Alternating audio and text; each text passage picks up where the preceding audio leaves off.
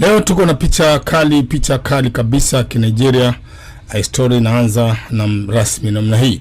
Wanasema kule Nigeria kulikuwa kuna binti mmoja ambaye yeye alikuwa akiishi na kulindwa na mizimu ya babu na mababu.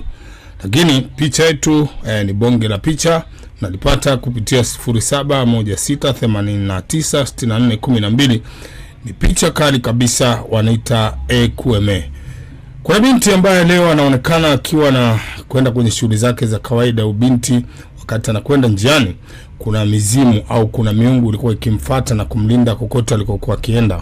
Binti alikuwa anasonga mbele bila wasiwasi akiwa anasukuma mkokoteni wake. Lakini wale watu wawili ambao walikuwa wanamfuata au kumlinda, hakuna mtu mwingine yote alikuwa akiwaona. Yaani binti hakuwa na uwezo wa kuwaona, lakini watu walikuwa wakipita barabarani walikuwa wanamuona. Kwa hiyo binti alibaki anashangaa jinsi watu walivyokuwa wakimkimbia. Binti alizidi kwenda akiwa hana hili wala lile. Ilikuwa ni safari ya kuelekea nyumbani. Wakati anakwenda akasimamisha kwanza mkokoteni wake, kwa sababu kila alivyokuwa akienda alishangaa watu walikuwa wakimkimbia. Hakuwa anaelewa ni kwa sababu gani watu walikuwa wakimkimbia. Ikabidi naye aache mkokoteni na kuamua kukimbia. Lakini wale watu walikuwa bado wakiendelea kumfukuza binti bila binti mwenyewe kuelewa ni nini kinachoendelea. Yeye alikuwa akiona, alikuwa haoni, lakini kuna watu wanaona nini ambacho kimekuwa kikitembea au kikiendelea pale. Basi safari kaelekea moja kwa moja, binti akamwende zake nyumbani, kwa sababu ili ni swala ambalo halikuwa kutokea. Lakini wakati huo kulikuwa kuna watu wawili walikuwa wakishindana. Watu hao walikuwa wanashindana kwa sababu hao walikuwa ni wafanyakazi wa mochwari. Sasa kila mmoja alikuwa amepata maiti mpya, maiti ambayo ilitakiwa ipelekwe kwa tajiri mmoja ambaye alikuwa anaitwa Bwana Ekweme. Ekweme kazi yake ilikuwa ni kununua maiti za watoto wa kike ambao huwa anakwenda kufanya nao mapenzi kwenye jumba lake la kifahari kwa nia hasa ya kuweza kujipatia utajiri. Na maana kila alipokuwa kilala na mwanamke maiti au marehemu fresh, basi hii inamsababisha yeye kuweza kupata hela nyingi na kuwa tajiri milionea. Basi wale wafanyakazi wa mochwari ambao sio waaminifu walikuwa wakizidi kusonga mbele kuelekea moja kwa moja nyumbani kwa Mr. Ekweme wakishindana. "We bro, achana, hiyo ni riziki yangu. Umeniingilia kwenye dili langu." Si unajua tena watoto wa mbwa huwa wachekagi na dili kama hizi. Wakiona tu kuna dili mahali, basi nao wachezi mbali, unga robo dagaa wili tena kukopa mchuzi ni mafuriko alinyo. Walizidi kwenda moja kwa moja mpaka nyumbani kwa Mr. Ekweme. Atakayefika wa kwanza basi yeye ndo atakayepata riziki. Kila maiti moja walikuwa wakiuza kwa thamani ya shilingi milioni 300. Hii ilikuwa ni kazi ambayo alikuwa anaifanya Mr. Ekweme. Basi walifika pale getini, na baada ya kufika getini wakafunguliwa mlango namna hii. Wale wafanyakazi wa mochoro wakaingia na gari zote mbili, kila mmoja akiwa na maiti yake, kumtamanisha tajiri aweze kununua moja wapo kati ya maiti hizi, au ikiwezekana aweze kununua zote. Lakini Mr. Ekweme yeye alikuwa anahitajika kupata maiti moja tu ambaye atakuwa akifanya naye mapenzi kila siku. Yaani kila siku alitoa maiti mpya moja.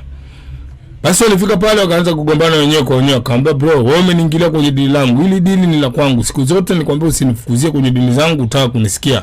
Angalia sasa umeingia kwenye dili zangu." Akamwambia, "Hapana, wewe ndio umeniingilia. Wewe unafikiri mimi sitaki hela? Hata mimi naona maiti nyingi zinapotea pale mochwari. Kumbe ni wewe ndio unachukua, na mimi nimekufuatilia mpaka nimejua mahali unakozileta hizo maiti. Kwa hiyo na mimi nimeamua kuja kufuatilia ili na mimi nipige hela." Akamwambia, "Bana, wewe ni mtu mwenye tamaa sana. Fanya kazi zako zinazokuhusu. Hii ni kazi yangu bro. Sije tukaingiliana kwenye kazi. Hakika hii ni dili langu." Mara Mr. Ekweme anakuja, "Nini tena vurugu kwenye nyumba yangu?" Mwamba katoka ili aone kuna kitu gani. "Kitu gani kinaendelea hapa nyo?" Kanyosha mikono yao juu namna hii, "Mheshimiwa, tunaomba tusamee sana." Sasa huku upande wa pili kwa baba yake na binti Liz Gold. Wakati huo binti ndio kwanza alikuwa anakuja nyumbani. Kuna mchumba alikuwa ameshajipanga kwa ajili ya kumwoa binti. Alifika pale kwa baba yake na binti akatoa maelezo na nini, kujisifu kwingi, mambo yakaenda vizuri bila wasiwasi. Anasema, "Mimi kiukweli nampenda sana binti yako." Akamwambia, "Swala la pesa sio tatizo, yeye ana hela." Akamwambia, "Okay, mimi nitafurahi sana kama kweli utanisaidia." Akamwambia, "Unaona nyumba yako? Hii nyumba mimi nataka niipige yote chini, kujengea bonge la nyumba, yani kujengea nyumba moja kali ambayo wewe mwenyewe utaipenda." Ndiye akasema, "Kweli?" Akamwambia, "Kweli kabisa, hii nyumba yote unaishusha." Akamwambia, "Naishusha, najenga nyumba mpya." Basi mzee alifurahi sana kuona kwamba binti yake sasa amekuwa na anatakiwa kupata mkwe sahihi ambaye atakwenda kuyabadilisha maisha yake. Hii ilikuwa ni sawa. Basi akamwambia, "Karibu sana kwenye familia yangu, na mimi ujumbe nitamfikishia binti yangu, na huyu binti hakikisha kwamba huyu unampata, hakuna shida yote, huyu ni wako wako." Mwamba akapiga kinywaji chake kamalizia pale, lakini binti alikuwa analetwa na wale watu. Jamani, baba kuna nini? Jamaa kucheki bila anaona wale wanawake wawili wamevaa nguo nyeupe. Jamaa akajua, wewe ni Obanje. Kaambia Obanje, akamwambia ndio. Hawa watu wanaokufuata ni nani? Mbona wanakufuata watu? Mzee mwenyewe na anashangaa. Mwanangu, hawa watu wawili wanaokufuata wewe ni nani? Mbona uko na watu wa ajabu? Watu wasioeleweka. Ni nani hawa watu?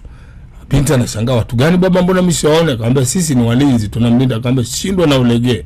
Yaani tuko naye. Hata mchumba akaona hapana, wewe usiniguse. Kama mbali na mimi.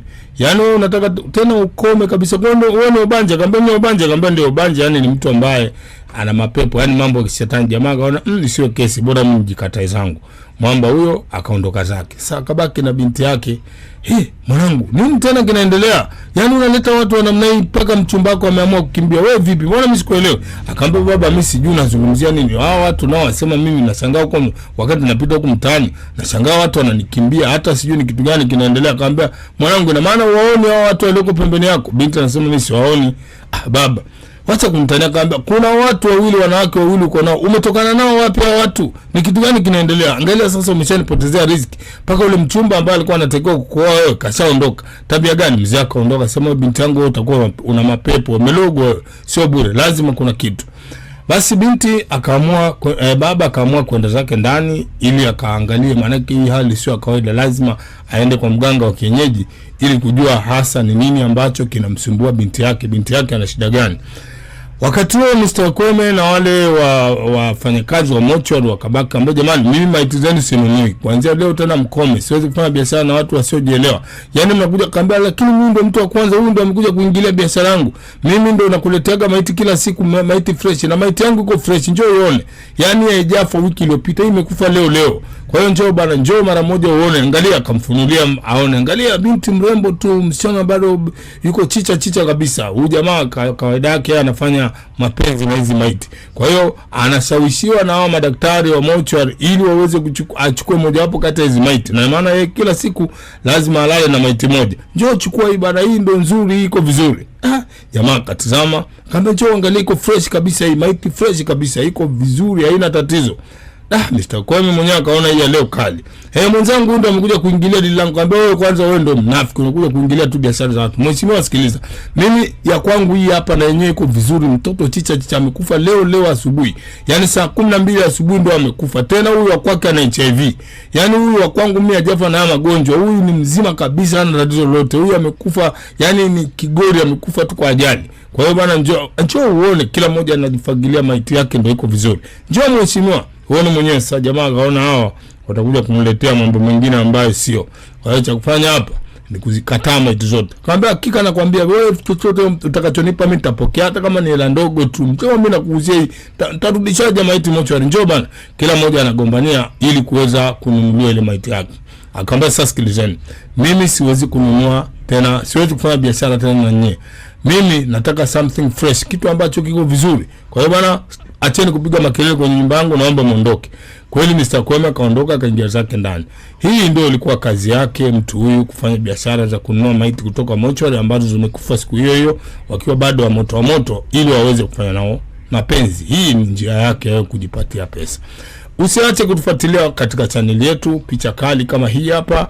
Hakika utakwenda kuenjoy ukifuatana nasi katika picha kali kabisa, anaitwa Kweme. Basi jamaa wakaamua kuondoka zao, lakini vita ilikuwa bado ni kali. Mzee kagoma kabisa kununua maiti zote hizo mbili kutoka kwa wafanyakazi wa mochwari, wafanyakazi ambao sio waaminifu. Sisi tunawapelekea maiti zetu ili wazitunze, lakini mwisho wa siku zile maiti wanachukua na wapelekea matajiri ambao wao wanafanya nao mapenzi na wanatengeneza hela nyingi kwa kupitia hizo maiti. Je, wewe unaonaje? Hii hali ikoje katika nchi yetu? Vitu kama hivi vipo? Unaamini vitu kama hivi vinaweza vikatokea katika maisha sasa hivi? Usiache kufuatilia picha kali kabisa, wanaita Kweme kutoka Wakali Kwanza Production ndani ya Tanzania. Na hii ni sauti ya mfalme wa Nigeria ndani ya Tanzania. Karibu tuweze kuendelea kuipata picha yetu kali kabisa. Hii wanaita Kweme. Kama kawaida tunazidi kusonga mbele.